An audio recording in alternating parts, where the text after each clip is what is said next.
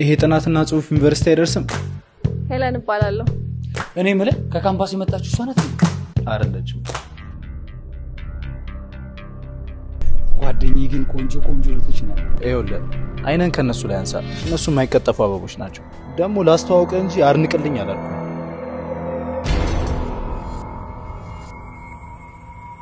እህትሽ ከስንት ጊዜ ቆይታ በኋላ ከዩኒቨርሲቲ መጣ እንደዚህ ነው የምትቀበያት? ከዚህ በላይ እንግዲህ በቀይ ምንጣፍ ልቀበላት መቼስ።